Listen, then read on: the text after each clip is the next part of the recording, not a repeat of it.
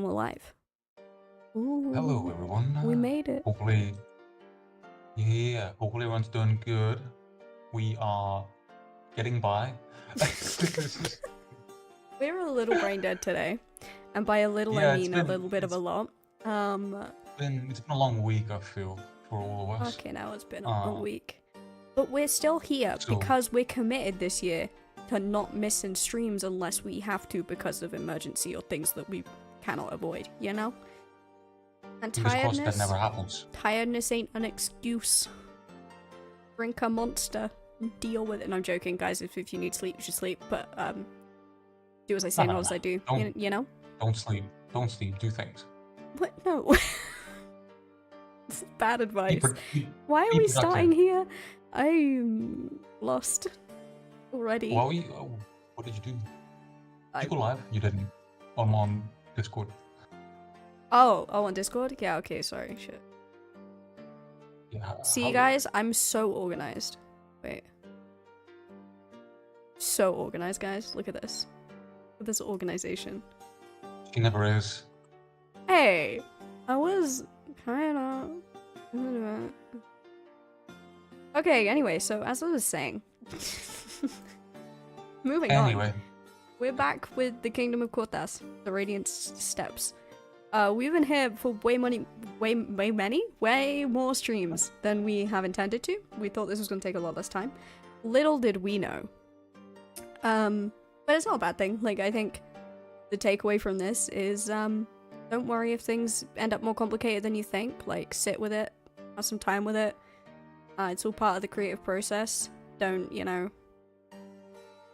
Don't push down ideas just because you think they're taking too long. Because honestly, this is probably one of my favorite places that we've made now. Agreed. And honestly, I can't imagine it any other way. And I kind of love that. It's been stressed. We've done a lot. We've added a lot of new things. We made a whole new race. I've just had to come up with a whole political system. That's fun, but it's done, and we'll talk about that in a minute. But yeah, it's actually been really nice. So if you have ideas and you're not sure about them or whatever, don't be afraid to just see where they go. Just see where they go. Just do it. If it gets to a point and you're like, nah, still don't like it, but like, give it a chance. That's my takeaway from this, from making the Radiant Steps. We're still learning. I may have been building fantasy worlds since I was 13, but I'm still learning. We all still learning. And yeah, vibes. Ooh, I got serious there for a moment. Pull me out, coach. Okay. So, I was thinking about this, right? We were gonna basically look at doing potentially the naming system here, but we've decided that we need to actually create and make some star signs, talk a little bit about that side of things, because this is a very, like, astrology and travel-led society. It makes sense that some of their town names will have references to things like star signs or star clusters or whatever. So, like constellations and things, so we need to figure that out before we name anything. But that doesn't mean we can't get all of the fundamentals of this kingdom, of this area done. Once that's done, it's basically finished. We just gotta then come back to it once we have some more stuff figured out on the stars. That doesn't mean it won't be playable for now, in terms of like wanting to put a campaign here or whatever, but we'll have it sorted. Like, we're still gonna be working on it. Star signs are probably gonna be next up, so it won't be too long. So people shouldn't have to wait too long. But yeah. So I went away, and I actually did some research. Crazy. That's normally Effects area of expertise. Sometimes. I may have studied political science for political silence. Whoa, my dyslexia is playing up today. I apologize, I'm tired. Political science for a long time, but you still have to do your research, guys. So when it came to sorting out like how this place fundamentally ran, like as a kingdom, yes, but we kind of talked about it last stream. This is not going to be a conventional kingdom, nor is it going to be have a conventional like nobility or ruling class in the way that a lot of places work.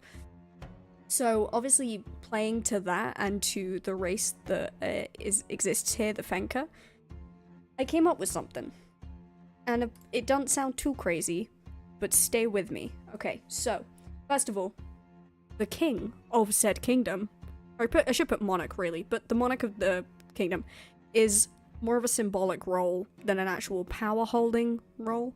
So, although they do have final say on any matters brought to them, they must acknowledge and think on the thoughts of their councils, which we'll get to in just a second. So basically, kind of like British monarchy-ish, but a little bit more complicated than that, and by a little bit, I mean a lot more complicated than that. So, those who have achieved great things in society are essentially the nobles of this society, but they're not called that because they're not that. You have to achieve some kind of advancement or something that benefits the rest of society to a high degree in order to then be able to seek counsel with the king. I think this makes sense so far. So once you've achieved this thing, you basically get given the honor and title of a jurat, which is a real word, believe it or not. And it's the foundation for the word of the name of a jury. Jury comes from jurat, which essentially means like, yeah. It's kind of like an official position, advisory. They have an official capacity within the legal system.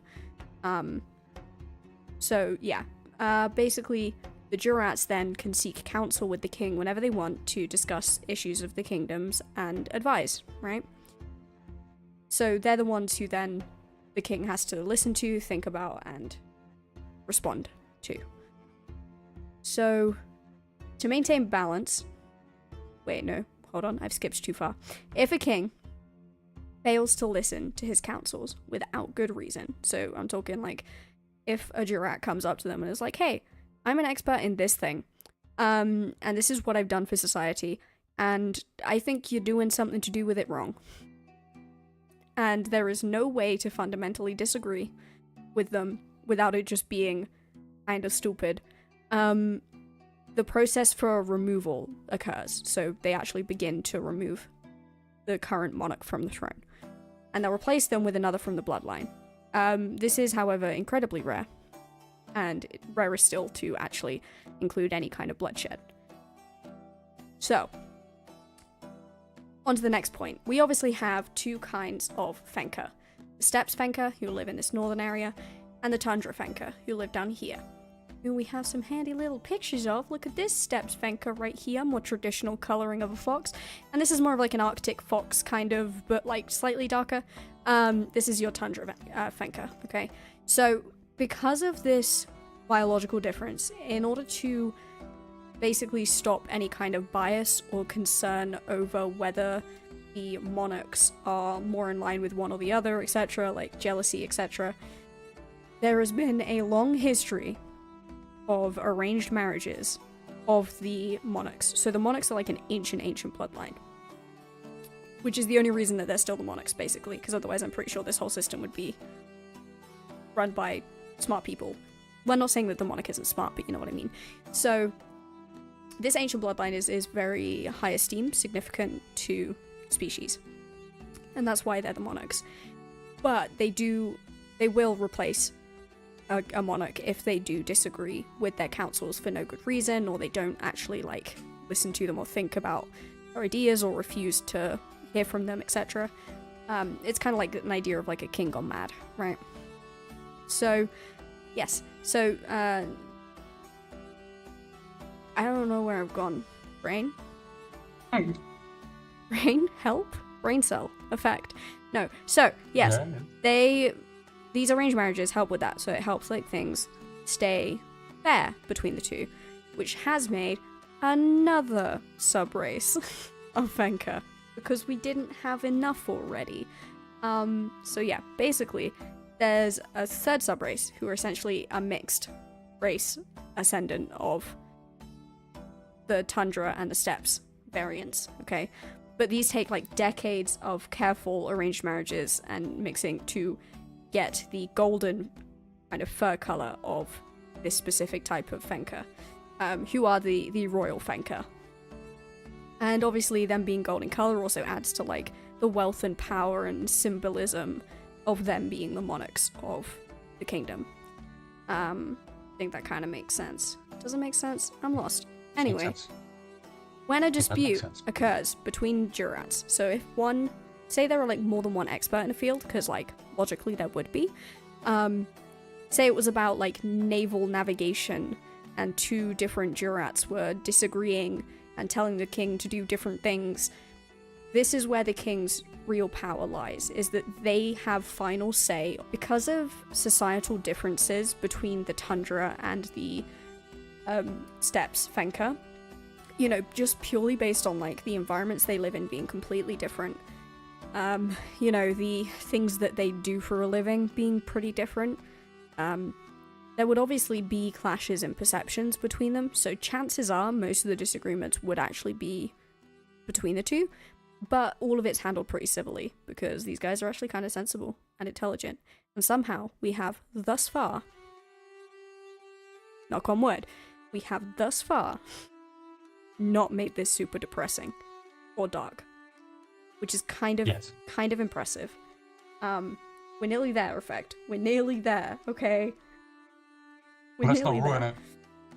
So, all that said, that's how the politics works. I'm not going to linger on it too much because I know a lot of people find politics boring, but it is important to understand how your civilizations work, because if you don't and you get to any kind of power disputes, which tend to be like a big point of most fantasy campaigns and books and works and everything, if you don't think about the fundamental way that a civilization operates, you'll be at a serious disadvantage when, you know, dealing with players and having to make stuff up on the go. Like, it's really difficult to come up with this stuff on the go. Like, I literally had to take a week to think about this. To make that clear, I had to take a week to think about this. So, although yes, politics, boring, big, scary, right? It is important, and this isn't real life politics. We're not gonna get into that because I ain't getting political on this. Not while we're talking about this. I will on my personal Twitch, not on here. So, yeah. But it's just fantasy politics. This is fantasy politics, and it is important. For a reason.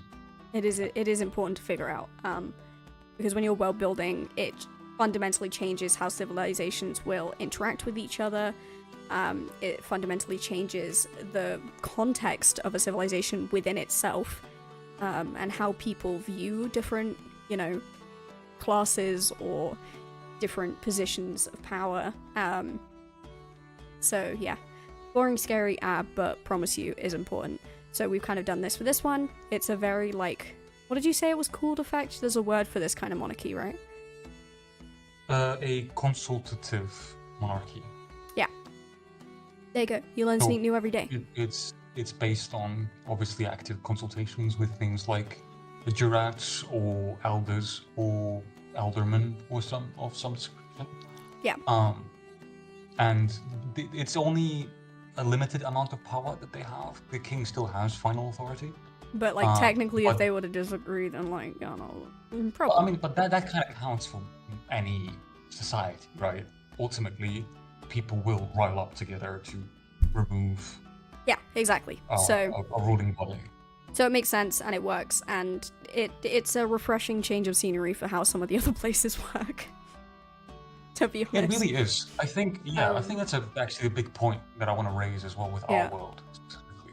Is like, we have been looking at making this world dark fantasy. This is something that's been established from very early on. We kind of just made that decision and then ran with it. And it has been reliably dark fantasy. Mm-hmm. But sometimes it is also good to have advancement and actually things that are progressive.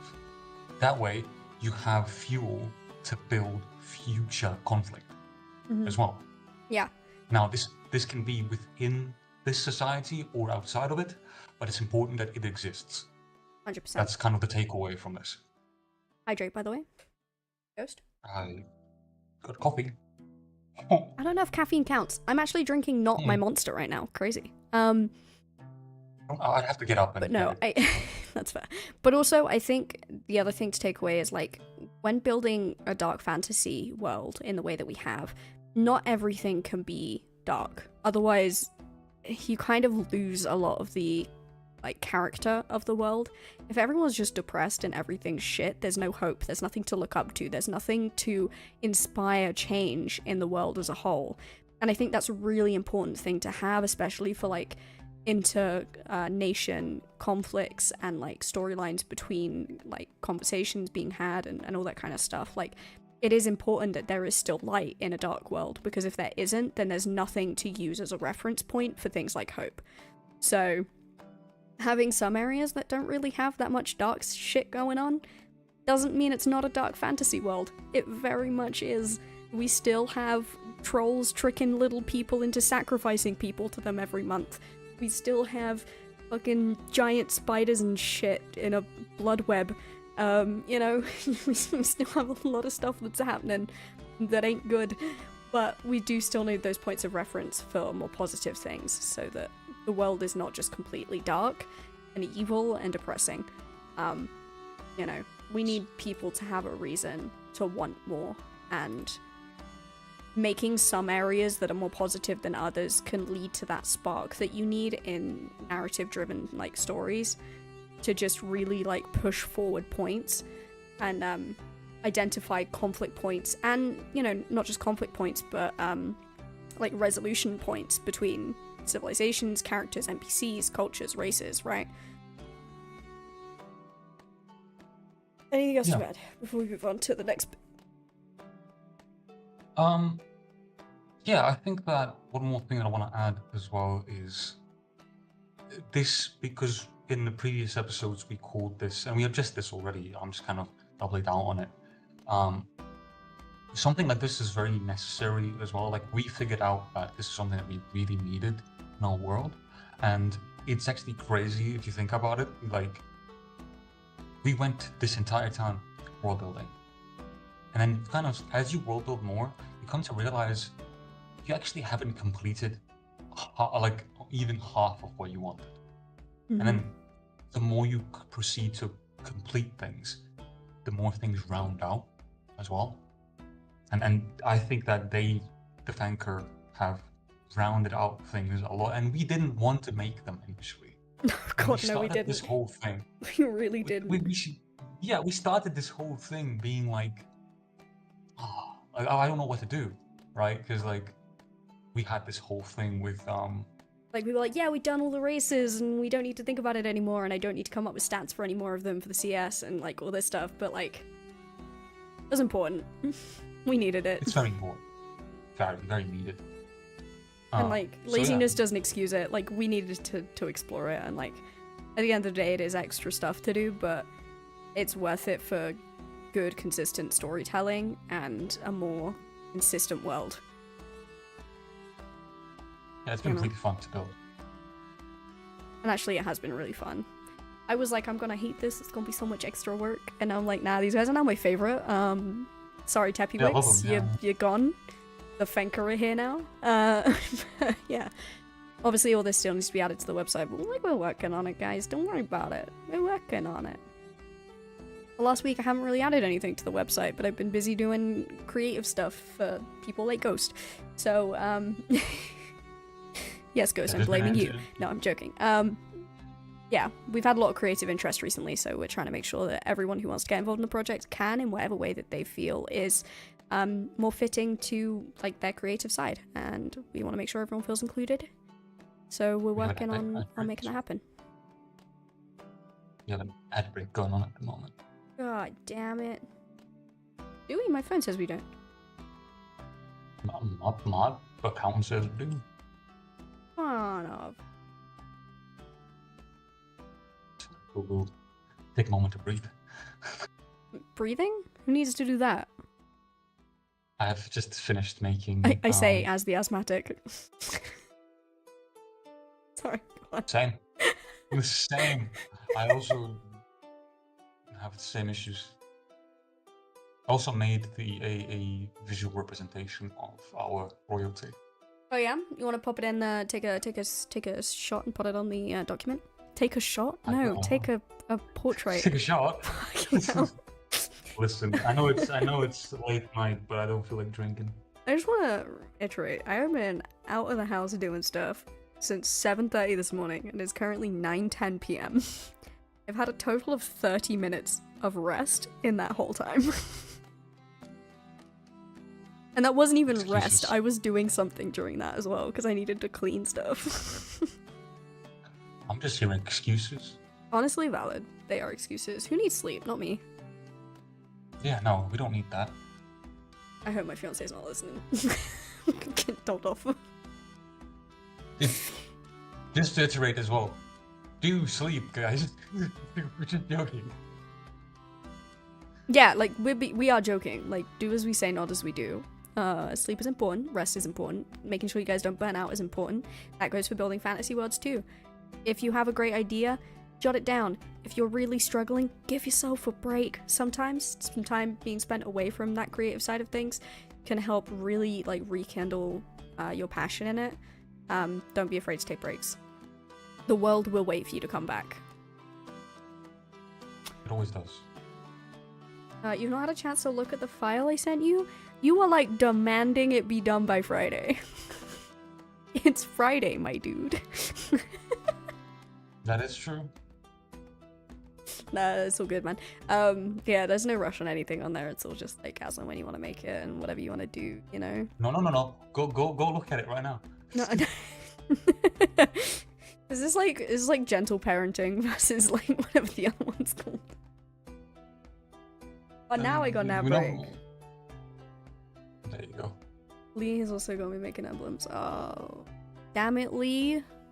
I'll blame Lee. I'll message him and be like, how dare you steal my emblem guy. No, I'm joking. That would be mean. Creativity, you do what you want to do. It's your thing. Your thing. God, I'm so tired. But actually, how dare you?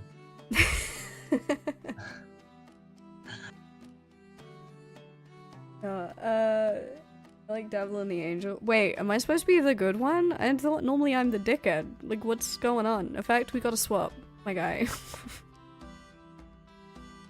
Nah, I like being an asshole. So valid. It's so valid. I can't say shit against that. Do better. Oh no, Saint is the devil. Okay, wait, hold on, but I'm the one who's being nice. I'm the one being like, take your time, don't worry about it, everything's fine. You're enough. The effect is like, nah, bro. No, do better, please. Well, if this is the first introduction of anyone to this stream, that's actually kind of hilarious.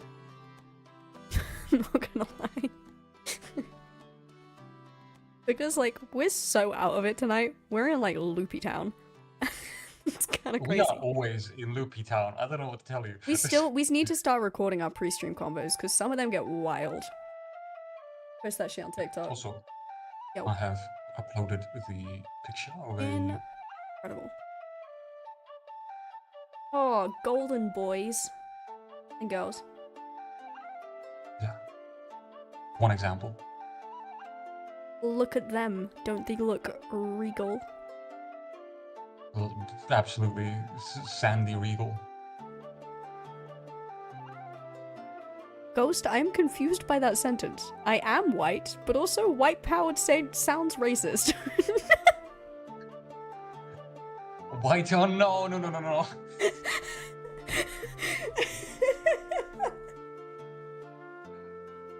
Powder. Oh. That was the most unfortunate typo ever. I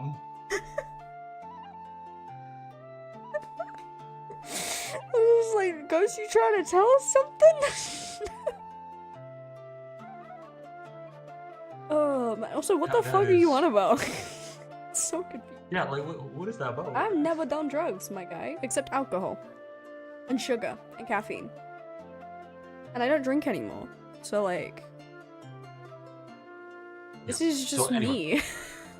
Anyway, back on topic quickly. The reason that I made a distinct version of a Fenker that is sandy, sort of golden colored, as we have established in the previous conversation, there is a bloodline relation to the royal family, and interbreeding generally would have existed anyway, but within the royal family is prominent. Well, I think because it's so specific of, like, they've been making sure to purposefully mix every single time that it takes like decades of very careful mixing to make a golden one. Yeah. You know? Yeah, there's basically it's because of the genetic dominance of either parent. It was very important to mix them appropriately and to selectively. It's basically genetic selection of royalty. It's kind of messed up in its own way. Well, we found the dark fantasy part of this fucking area. Alright, cool. Yeah. They're so ingrained into having the chosen one, so to speak. Having the right mix or whatever. Having the anointed king, or yeah. I mean, I'm sure there we go. have Congratulations, we've made it dark fantasy somehow. In like 5 seconds after saying, "Hey, this is the only area that isn't dark, really dark yet." Boom. I feel like it's really difficult to like. It's make not actually content around that. Well, yeah. I mean, I think that's why it just works. It's fine. It fits. It works the story flavor, and its flavor, and you don't have to do it. You know. You don't have to address it. All of this is what we're saying about stuff, but like if you're a GM and you want to adapt some stuff when you're playing a game in it, do it. Yeah. We encourage it. You can absolutely. If you want to abolish the royal family, you can just do it. Go in, go in and destroy. Words of Shia LaBeouf. Yeah. Yeah, just destroy it. Like, there's already a group of people, the Jurats, that can take over. So like, you do what you want to do. We're here to provide the information that you can run a game in straight off the bat, but like, we encourage creativity still. So like, if you want to kind of adapt stuff to fit what the story that you want to tell, then we encourage it completely. Absolutely. I know. So. Yes. With that being said, we have established the political system. We have. For the most part. We've completed the entire foundation of the Fenka of the Kingdom of Korthas. Absolutely. We've done more than that, I feel. We've also completed a lot of the lacking system information about like flavor text in regards to what things came from, the inventions that are being created, how it's shared across the world. We've spoken about all of these things. And with that, we have concluded the baseline of the Fenka species as well as the radiant steps. We still have a few things to do, which is what we're going to talk about next. You were almost on point. You said half an hour talk, and this was half an hour talk. I'm not saying I called it, but you did call it. I am a genius. I'm joking. She is. No. We'll be talking about the second agent of this land, which is the Fallen Elves. We had only briefly touched upon them 2 streams ago, I believe, when we talked about the layout of what is what on the island. And that is that little island off to the right of the side. Right side. Both of us are failing at English today. Oh boy. Listen, I am not native. I have an excuse. I don't. English is the only language I speak, and I still can't speak it. Well, you've been trying to learn French. That's true. I mean, trying being the operative word, but that is true. Listen, I'm giving you the benefit of the doubt. Hello. How you doing, Andy? You good? Hey, Andy. Look at those cute little trees. Welcome in. Yeah, we got some cute trees. We got 2 different kinds of trees. Look at that. We got savanna trees, like acacia. And we got some normal trees. Yeah. Woo! And we got 3 trees. And we've got pines. Oh my god. Tree overload. We didn't even know that. I completely forgot about that. It's been a long day. We're like so not with it today, so I apologize for how chaotic this stream is being. Absolutely. We Just are saying. Unhinged today. We're kind of always unhinged, but like more so today than normal. That and my dyslexia keeps making me say things that I don't mean to say, and it keeps landing me in some weird places, and it's not intentional.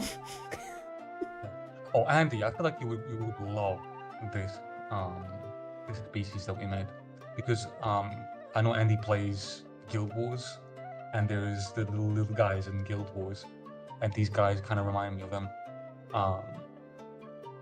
So fox people. They're fox people, though. Very, very small fox people. The char, not the char. No, not the char. The little guys. Hey Lee, the welcome really in. tiny place. Asura, yeah, that one. Yeah. The Oh my Asura. god, the fact that you and Lee both like jump in on that one. Ooh, let's be careful on the masterings talk. No, I know what you mean though, it's fine. Yeah, no, we made fox people for this. We have 3 variations. We have the steppes ones who live up in this area, in the steppes, funnily enough. The tundra ones who, funnily enough, live down here in the tundra. Crazy wild ideas on how to name things.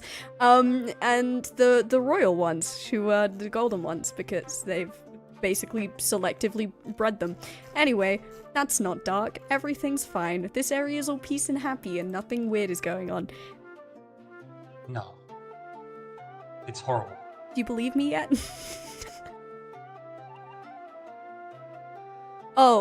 Lee, he's joking. Basically, I was saying that Ghost kept demanding that I have the list of emblems that we need, like emblems slash totems slash like flags and designs and stuff that we need for Colabria. He was like demanding I get it done for today, and he's not even looked at it because he was making emblems for you, and I was joking saying that it's all Lee's fault, but it's fine. Don't worry about it. But yeah, so we have big land, sorted politics, sorted missing information from the world. We've done a lot. We get in there. And now we are on the Sons of Artemis, which is this little island over here that's kind of, well, completely separate from everything else. Well, for the most part, the climate still remains the same. It's more green. It's a bit more green, a bit more like specific to that island. Maybe at some point in the continental history, they were together and then they separated. Maybe good old shifting tectonic plates. Yep. Mm-hmm. Well, in our case, sesame shifting. Sesame shifting. Yeah. But yeah, the Sons of Artemis are they all dudes? Like, are they all sons? Like, well, no, I just didn't know what to call them, to be honest. And my brain went immediately to Sons of Anarchy for some reason. Which is like complete opposite of how the Fallen Elves are as a race, right? Well, we'll make them all bards. There you go. We could just call them Children of Artemis, to be fair. I don't know. I was just joking around about it. Kiddos, the kiddos of Artemis. No, I'm joking. Don't call them that. No. Don't call them that. That's weird. Listen, very implicit. Why I need you to keep me grounded, man. I too ADHD. You already said the things. Anyway, to quickly recap on who Artemis is, and I'll do that very quickly because it's a long story. But long ago, galaxy from far away. No, actually, right here. Actually, yeah, right there. Right. Wait, where's my map?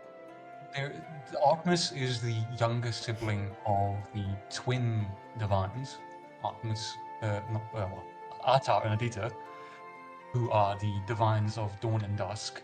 They're twins, but Artemis is their younger sibling who basically struck Adita in a fit of bravery to sort of stand up to this sibling who exiled his own, her own, as well as to stop at the attempt to gain more power by Adita, who is kind of the mastermind of the whole operation, even though Atar and Adita are both involved in many ways. Atar is a lot more. Basically, they scarred the world to try and get the Primordial Earth's attention, and Artemis was like, that ain't cool, and fought back. Yeah. So essentially what happened to Artemis is he became lost, forgotten, unseen. And the only people that do see him are the Skaven. The Fallen Elves, however, I don't think they can perceive him, but they know of him. But they know of him because they too kind of are forgotten by their society. So there's almost like I like to think there's some kind of dream link or something that kind of makes them aware of them without being directly like able to see or acknowledge them. But I'll get into that another time. But yeah, so basically they're one of the few, technically they are the only living race or subrace that worship Artemis, because the Skaven are all Yes. undead. Yes. Technically. Indeed. Soulless Indeed. undead beings. So it kind of makes sense, right? So basically we had this idea. So just for context on fallen elves are the procreation of between a dawn elf and a dusk elf. Not technically supposed to be possible, but sometimes they do survive after birth. Very rare. Very, very rare. Very rare. But because they're seen as like an unholy union of two opposing sides, they are treated as worse than filth, essentially slaves. The lowest of low in society. We even have an elvish word for them, which is not very nice. So there's like a lot going on there. So as they themselves are kind of like forgotten and lost in society because they don't fit in anywhere, or they don't feel like they fit in anywhere, we thought it'd be a good idea to give them at least one place in the world where they can possibly feel at home, like make a home for themselves. And the idea came about when we were developing this region. We were like, what should we do with like this little island here? You know, this channel itself is incredibly dangerous. You actually can't cross it really for like most of the months of the year. There's only 2 months where it becomes safe to cross because of the passing of the divine of the sea, of water. So we were like, how can we utilize this island? You know, this is a short gap. They can cross there easily, but here, I mean, risky, right? So we thought, why not give them a safe harbor there? Why not give them a place to feel protected because the water around them is dangerous? We can have them make a deal with the Kuruk, who are the dangerous entities in the water here. That like, hey, we respect your territory in the ocean if you respect ours on land. Easy deal, right? And they basically just want to live an isolated life away from the, I suppose, seen ridicule of the society that spawned them. I think that kind of covers a recap. It does. One thing that will add on, which will be relevant to our continued world building about these specific fallen elves, which are also known as lightless ones, which is the slur that was created for them in Elven, I believe. Yeah, lightless ones. Yeah. So basically, there is a objective, so to speak, by Artemis, since he was launched into this beyond limbo area between life and death. There is a hope that Artemis will come back sort of and gather them alongside the Skaven and hope to one day have enough strength to herald them to rise. So the fallen elves kind of live that life of like, their worship is kind of secret,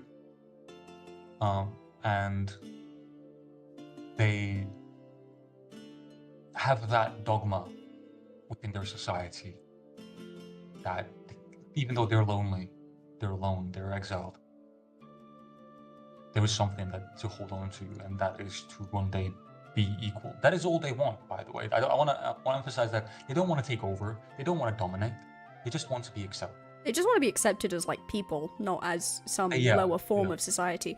And I mean, we have got some fallen elves in other areas of the world already established.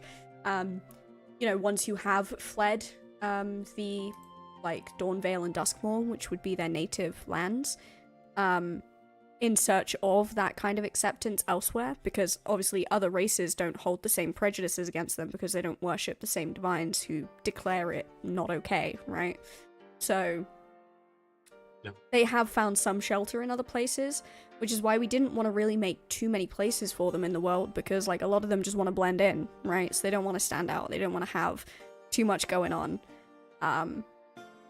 So I think we just wanted to make at least one place where it kind of fits, that kind of adds some of the storytelling aspects and gives us more to work with for them without being out of character or like how we've designed them. I think that kind of makes sense. As a species that doesn't have a hub, this is the closest to a hub that we wanted to make.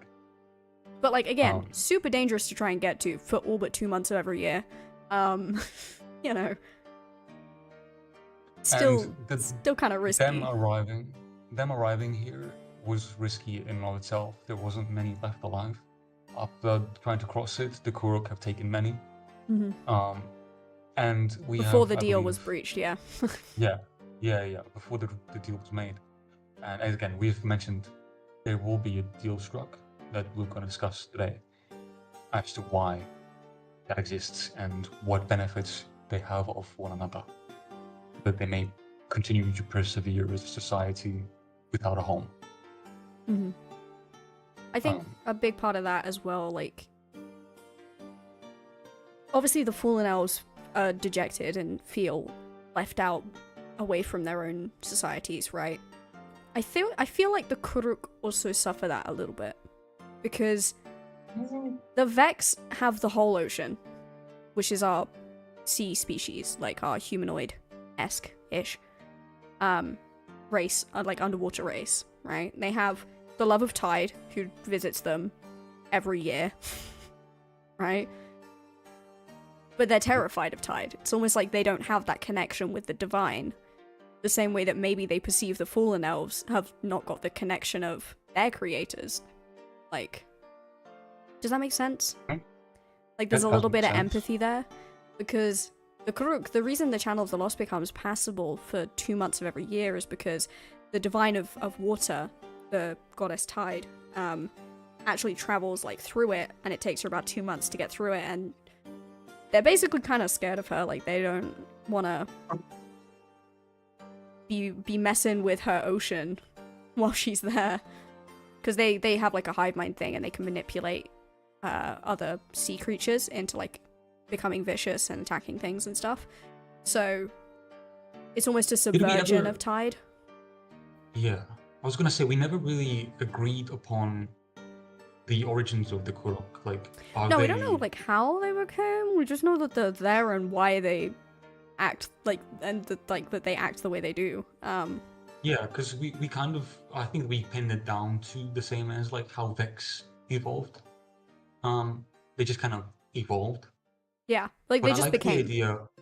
But I like the idea of what you just posed, that there is some kinship between the fallen elves and the Kuruk in the way that they are both feel abandoned exiles, by the divine that made them. Yeah. Right? Because, like, Adita made the Dawn Elves. Arta made the Dusk Elves. Together, those creations made the Fallen Elves, and yet Which both reject them. Yeah. So it's like... Yeah, it's more so something happened that shouldn't be. And I feel like the same could be said about if we continue on the lore about the Kuruk. Yeah, 100%. And point out that we said that the Vex are creations of Tide, right? So what if the they're like Tide's children, basically. Yeah. Yeah. What if Kuruk is some type of residue after the war? Oh, because the Great Divide technically crosses through several areas of ocean. It does. So what, it's like a corruption of flux, maybe? Of the divine of sins and virtues?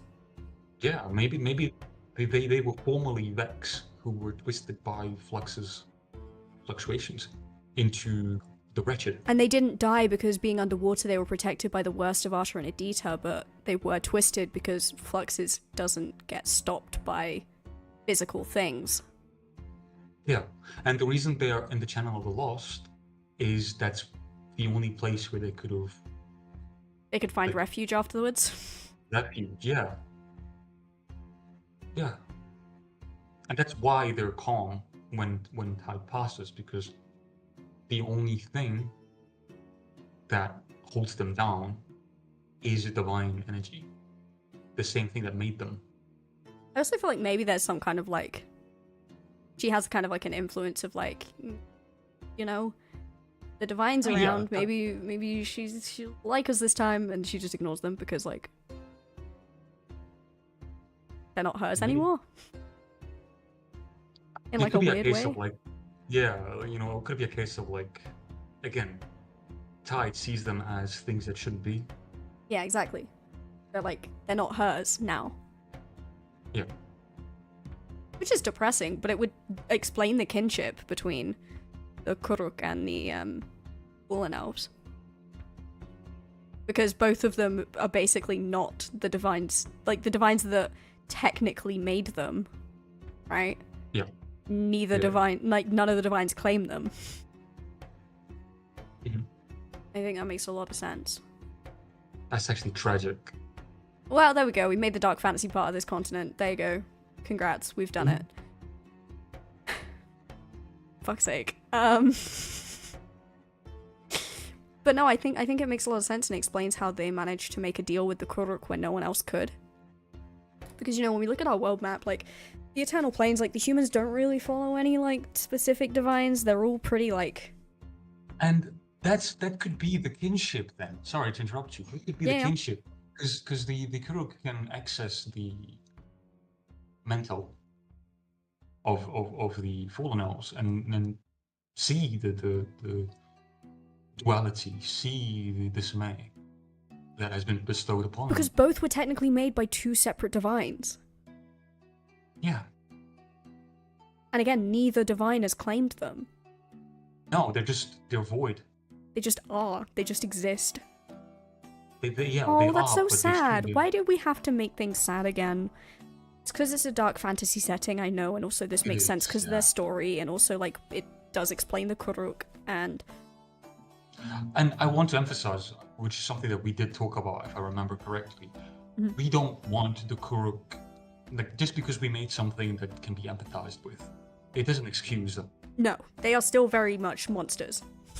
Yeah, Kuruk are meant to be predators, but not in a way that like natural predators exist. No, like now they are just assholes.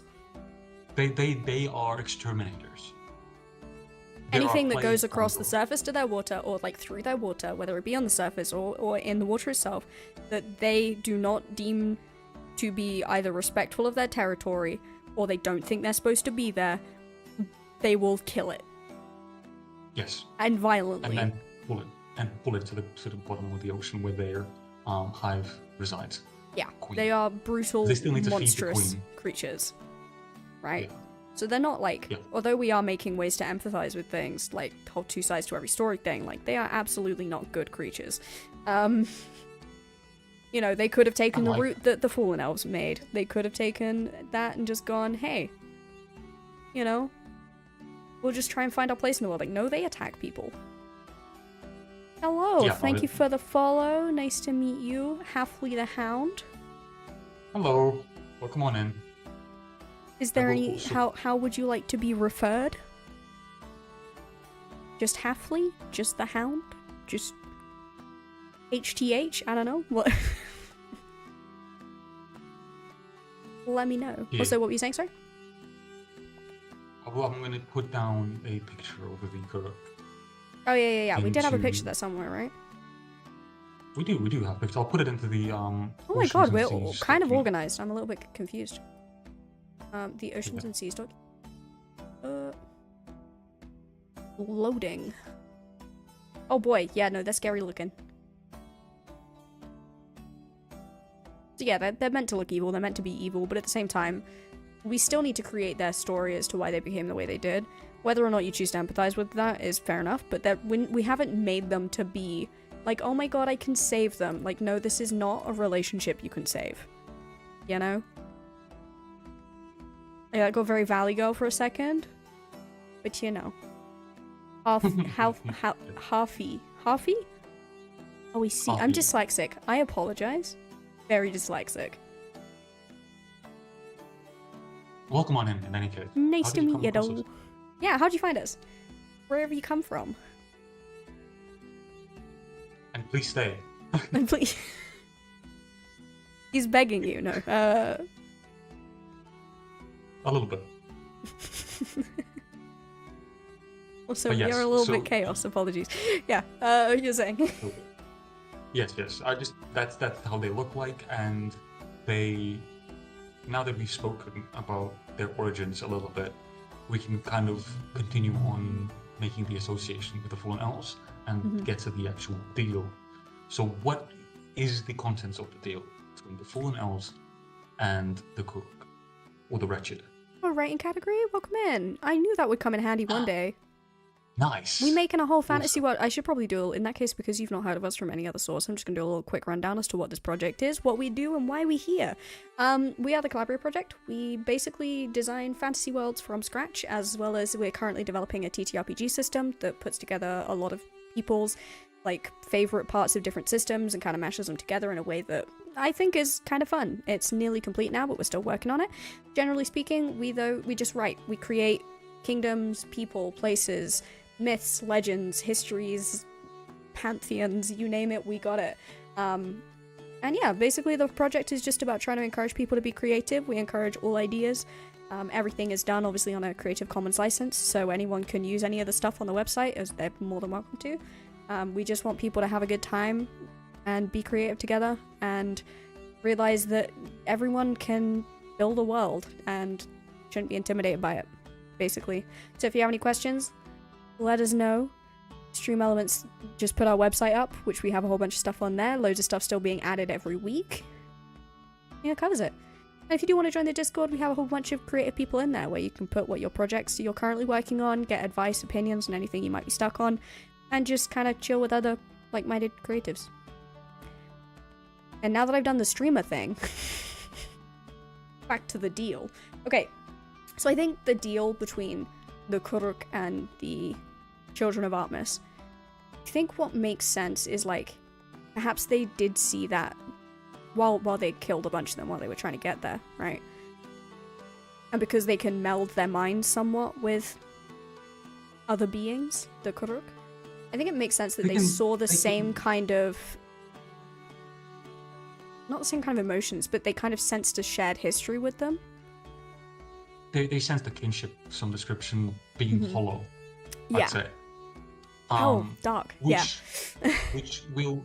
Well, let's say that. What do you think about saying it so that that's why they haven't attacked them? So we have a reason as to why. It's almost like a sympathy, but not. It's like a we recognize some of us in you, and you're. And, like, they don't perceive them as a threat because of that. That probably makes the most sense, because we said the Kuruk are incredibly territorial, right? So... Yes, that's what I'm... Yeah, so we have an excuse as to why they aren't like that towards the Fallen Elves. It does actually make a lot of sense. Yeah. I'm glad we've actually expanded on the Kuruk as well, because we made them so long ago. I mean, that Oceans and Seas episode was, like, what, a year and a half ago, maybe? Probably, yeah. If not longer, to be honest. We've been doing this project since 2020. Well, I have, and then Effect joined me very early on, so... I'm writing a dark fantasy shifter romance. Jesus Christ. Dark fantasy, you'll fit right in. Woo! Yeah! Here's for the dark fantasy. We have so many dark things in this world. It is a little bit concerning. It's a very fun genre to work with. It is. Honestly, it's probably my favorite genre. Like, even the TTRPG system we're making really heavily is influenced by dark fantasy, in the sense that we even have, like, sanity systems and madnesses and phobias and, like, all kinds of stuff that can affect characters, because it just, in my opinion, it adds so much more depth. And I think dark fantasy gives, in my opinion, like, when I'm writing, I find it a lot easier to introduce stakes and, like, bring tension to a piece of work, which, I'll be honest, is a vibe. Like, it's actually a vibe. I feel like, yeah, it just adds so much more depth towards the storyline that you can then sit there and be like, wow, that was a journey.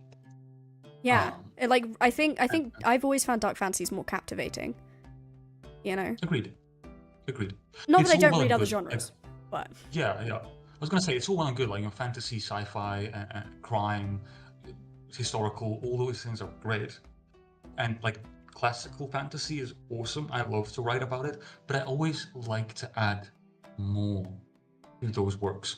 Like a lot of on the website, the tales that we've written so far, a lot of them are inspired by just classical fantasy.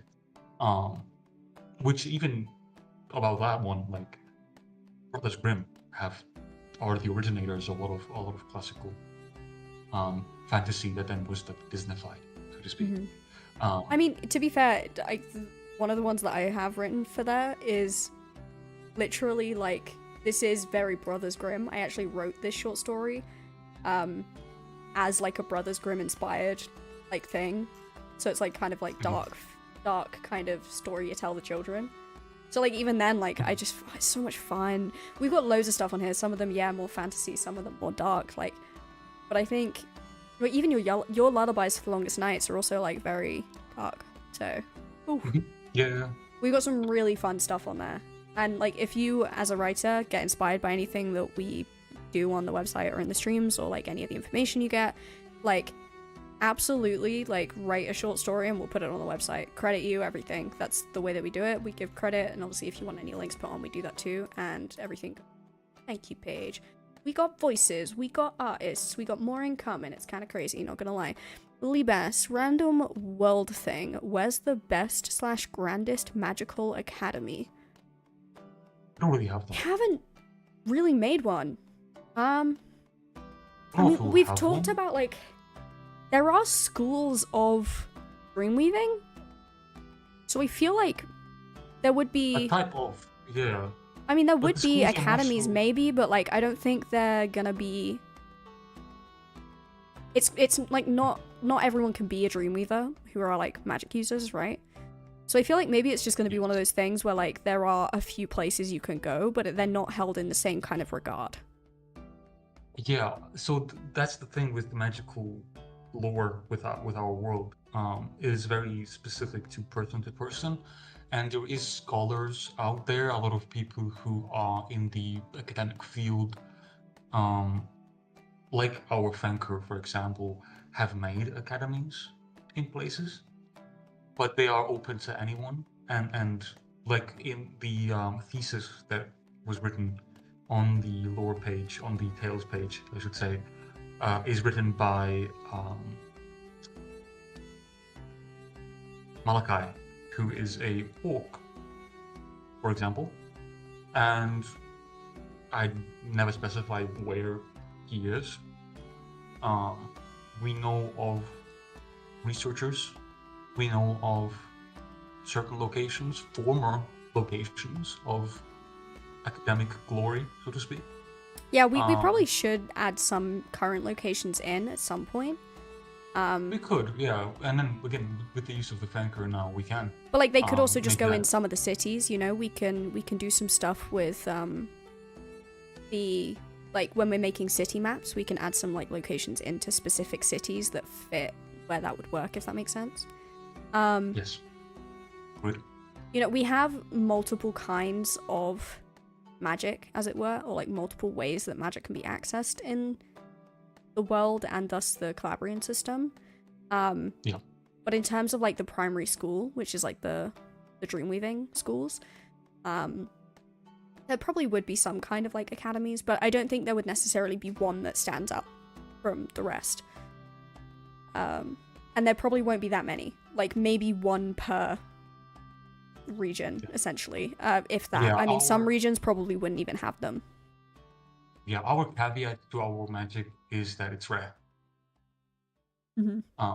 which makes it more of a resource and makes the rest of the world more reliant on survival rather than magic. So it's not high magic, it's definitely lower magic. But yeah, hopefully that makes some sense.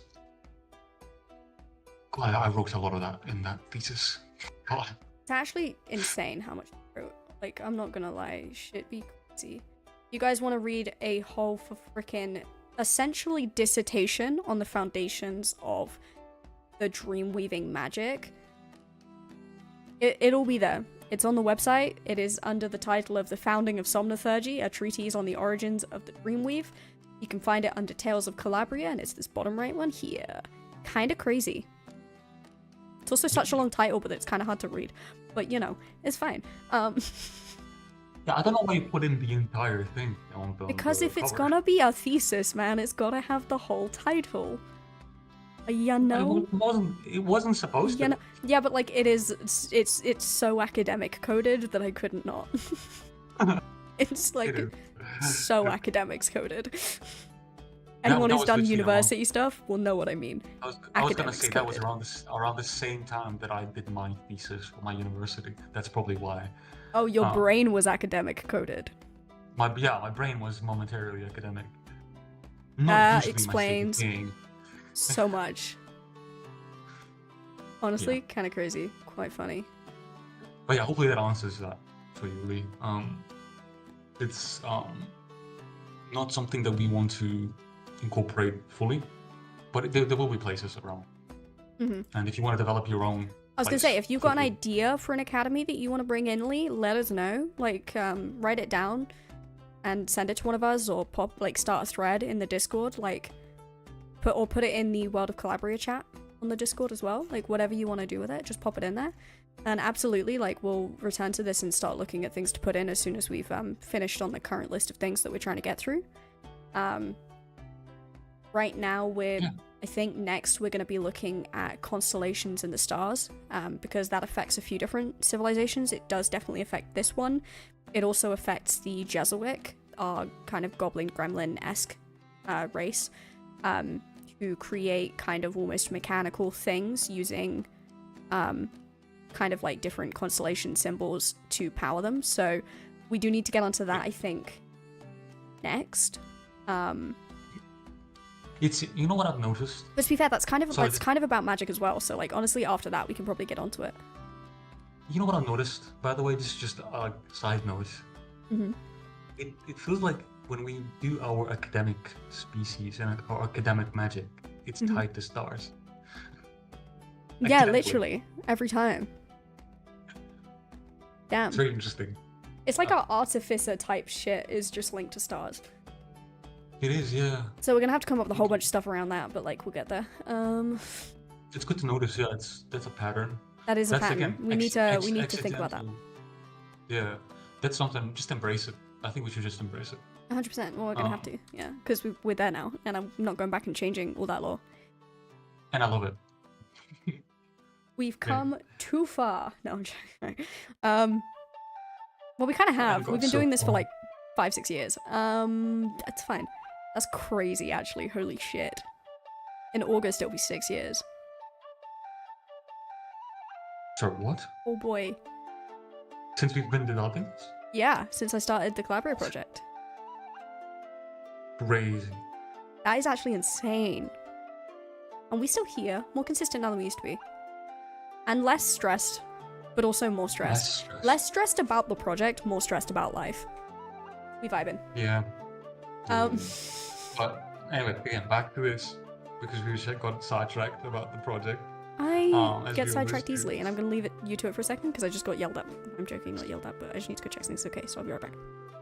All good, all good. Just, don't break TOS, thank you. Okay, I'll do my best. Haki, that's a lovely summary of what you wrote. You are absolutely welcome to join the Discord server and share it. We have channels dedicated for sharing these things. So by all means, go ahead and share it. I wouldn't, if I were you, I wouldn't put it all in the Twitch chat. I'd say it'd be easier for you to put it elsewhere, because it might be long. But absolutely, share what you've written. I would love to read it. And yeah, absolutely, and welcome on in. Please tell us all about it. And if you have any like suggestions for our world as well, and you wanna like help build this, we will credit you as well for anything that you do add to our world on top of that. But yes, Ghost, you mentioned Dark Elves. Why? We have Dusk Elves. Those would be the Dark Elves of our world as well.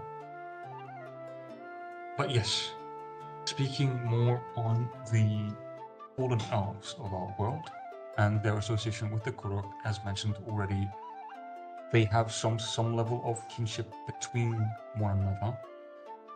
But I feel like the best way to incorporate the relationship between the two species is more of a Malekith? A Malachi. Yeah, it's Malachi. The traditional way to spell it, I believe. that ghost.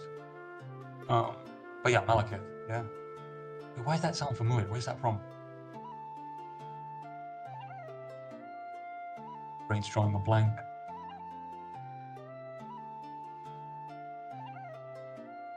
Oh, okay. Yeah. That makes sense. Thor, yeah.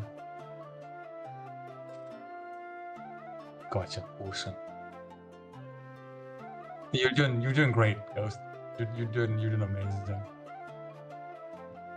Spelling errors happen. Fine. Anyway, back to the Kuruk. Their personality is predatory, as we mentioned before. So they would use the Dark Elves, I feel, for the most part, even though they're not intrinsically hostile towards the Fallen Elves, I should say. They still use them for predatory means, meaning that the deal that is struck between them is more of a deal of necessity between predator and a prey that had diplomatically evaded predation. I've returned. So, welcome back. I just talked about the nature of the Kuruk being predatory. So even though there is some empathy and sympathy between the two species, that ultimately it is still predatory. The relationship is predatory. So the Kuruk use Fallen Elves, even though they're not instantly hostile, they still manipulate them for their own gain. Yeah. Creating something of a symbiotic relationship. But not because yeah, it's a one-sided relationship between them. But like they don't know that it's like. Well, the Fallen Elves don't. I mean, that makes sense because they're mentally manipulative in that sense. So. Yeah, the Fallen Elves don't know what's going on, but they're just happy to be safe. Because there is a big emphasis on survival for the Fallen Elves, so they would be likely too scared to wage war against the Kuruk in that sense. So I'm just trying to think, what could the Fallen Elves give to the Kuruk? And one of my thoughts is bringing elven ships across the channel. Oh, because they're like hunting them? Yeah, you might find out about this mysterious society of that are a bit different to the normal elven world. That would be actually, that would make so much sense. And also fuck the elves, that's kind of funny. But like yeah. Sounded harsh. But like no, like fair, that would actually make sense. And like it would make perfect sense. Like in all senses. Yeah. I've said sense too many times and it no longer sounds like a word, but yeah. That does work. Because then the Kuruk can just keep like taking out the elves every time they send a ship over. They're like, hey, I don't sense no soullessness on there. I'm not making any sense. Yeah. It never makes sense. But yeah, no, they can be like, you're not a Fallen Elf, you die now. Yeah. You also kind of like the idea, maybe it is symbiotic in a way, in the sense that maybe if the Kuruk take down a, like say a Dawn Elven ship, if it has any Fallen Elves on board, like in a, like, working role or whatever, maybe they just deliver them to the island, like put them on the shore. Yeah. So maybe it's like, yeah, we'll take those ships out for you and also deliver you new people. That actually is so funny. Like they find a Fallen Elf and they're like, wait, not this one. this one goes. Because I feel like that makes sense in a weird way. It does make like, sense. And that would be quite fun, like, to work with. Imagine, like, you're the only Fallen Elf on a Dawn Elven ship. And the Dawn Elf, like, obviously being treated like trash, because that's how the society runs. And, like, suddenly the ship gets attacked by the Kuruk, and you wake up and you're, like, suddenly in a weird, like, on the beach on an island. And then you suddenly find a whole bunch more Fallen Elves. Like, how did I get here? Yeah. I mean, it might be, like, that might be the way that it's relational in that sense. Yeah, that's the symbiotic part, like, yeah. yeah, if there's ever starvation within the Korok, they might even nab a few fallen elves for themselves as well. Who knows? Um, it depends on how much use they find. Because I feel like the one thing that the Korok will still understand is that just simply there being fallen elves on the island is what the resource. Yeah. Which is why they don't eat them. They're like, nah, it's more effective if some of them keep surviving to bring more back, like, as well. I feel like there's that aspect of it. Yeah, yeah. I think that rounds it out quite nicely, actually. Like, surprisingly well. No offense to us, but like, I was worried how this was gonna go and like how it would all fit together and like fit in. But and no, that's actually like worked so well. Yeah. I love being accidentally organized. It is the best thing. One thing we do need to like figure out is how do the Fenker come into this? Obviously, we know that there isn't a direct line of communication between the Fenker and the Fallen Elves, but there should be some. There should be some kind of... At least during those 2 months that it's traversable. Yeah, because like, what's stopping the Fenker from being like, let's send ships and take all these Fallen Elves from being hostages? Maybe they just don't care. They're like... Yeah, that's true. Maybe there's just some kind of like peaceful, like non-spoken agreement between them where the Fenker are like, they're not causing any harm, just leave them be. I mean, I was gonna say, in all honesty, maybe the Fenker also understand that that is probably the safest place for them to be. Yeah, I mean, the Fenker aren't stupid. They're like quite wise to the world, so it would kind of make sense for them to have that connection, you know, where... Yeah, it actually makes a lot of sense. Like, they don't care about it. They're just like, we'll leave them. Too much effort to go and deal with that, and like, populating the island would be a pain, and like, doing all this, it was just like, leave them. Yeah, and again, I feel like Fenker, as far as a people go, still do have a little care for life. So yeah, I mean, I also just think the Fenker are probably quite not isolationist, but like they'll be like, they're everywhere, right? They have caravans everywhere and teaching stuff everywhere, but like in terms of like getting involved in other people's messes, I feel like they're just not bothered by it. They're like, nah, you do you. We'll come help clean up the mess afterwards, maybe, but like, you know. Does that make sense? Does make sense. Because they have trading caravans everywhere, and they have like teachers traveling everywhere. Like, they don't want to pick one side, you know what I mean? They don't want any bad blood there. So I feel like they're the Switzerland of the world. You know? They would be, yeah. Yeah, they would be.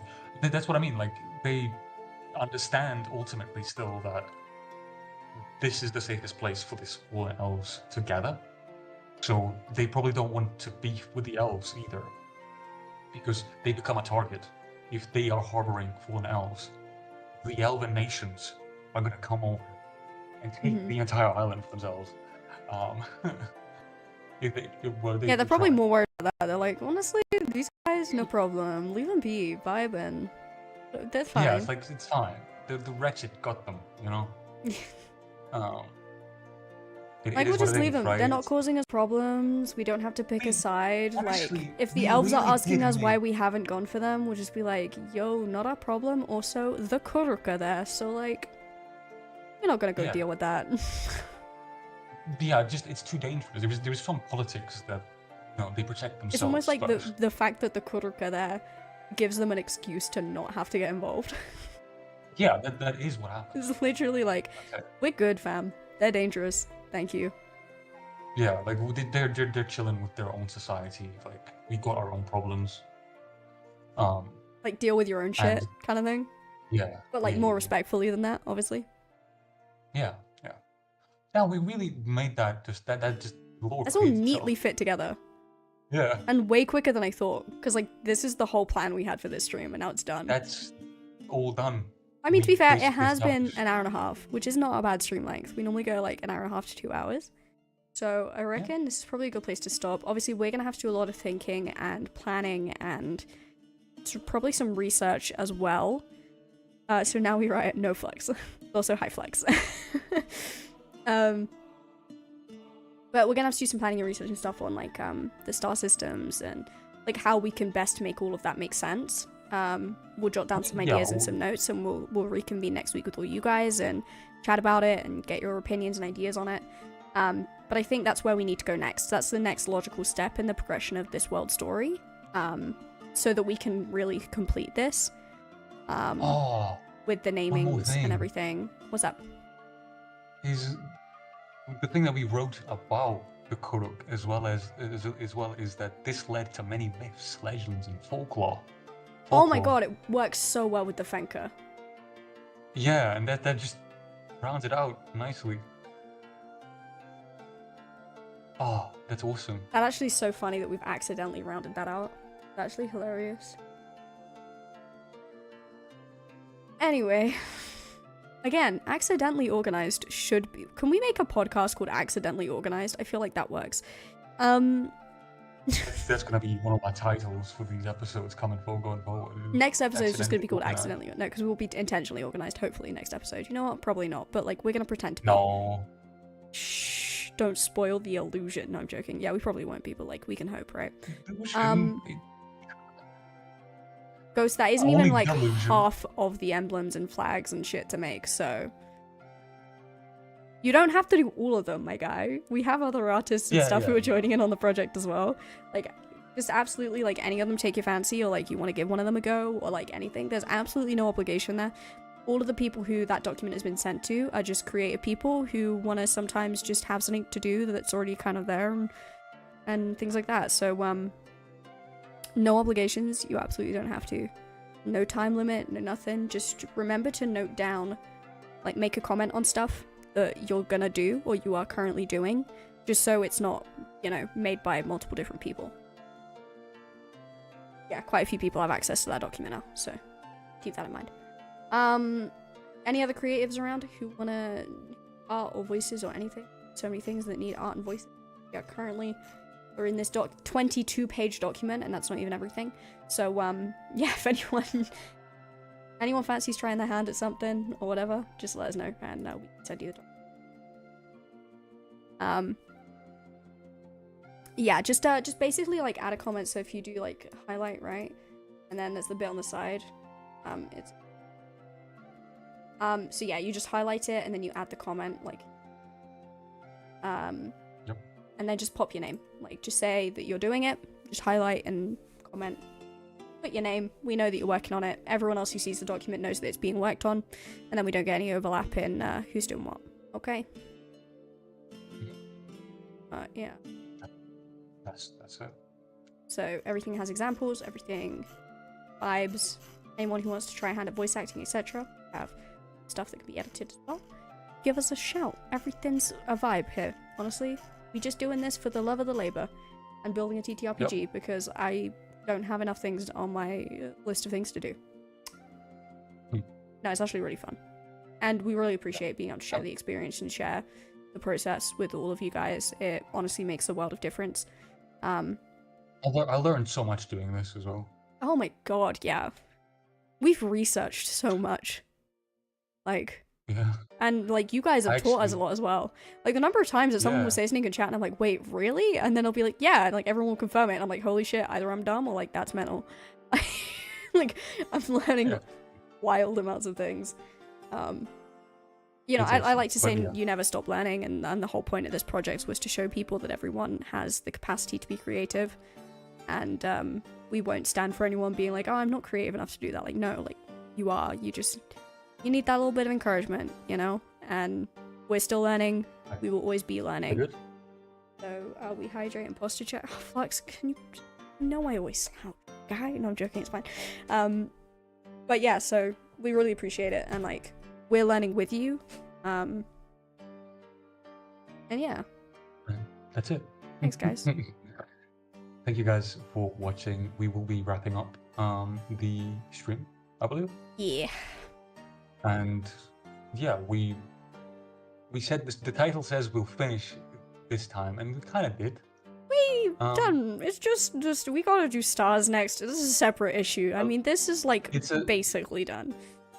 But yeah, the stars thing is its own system that is going to go into play. But I think that we completed what we set out to do, and the only thing that's left to do is a few details that are going to be done in the background. It's gonna be a lot of work, but it's fine. When isn't it a lot of work?